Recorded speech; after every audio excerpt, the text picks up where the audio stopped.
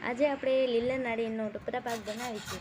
તે માટે આપણે પહેલાં લીલા નાળિયેરને ખમણી લઈશું અને પછી તેને પેનમાં એડ કરીશું અને થોડીવાર તેને પેનમાં રાખીને તેમાં રહેલું મોસળ બાળી લઈશું અને પછી તેમાં 1 ચમચી ઘી એડ કરીશું।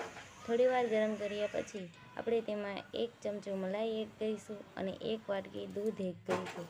પછી તેને વ્યવસ્થિત પાકવા દઈશું અને પછી આપણે તેમાં 1 ચમચી ઘી એડ કરીશું। પછી તેમાં આપણે 1 વાટકી દળેલી સાકર એડ કરીશું। અમે સાકર એડ કરી છે, તમે ખાંડ પણ એડ કરી શકો છો।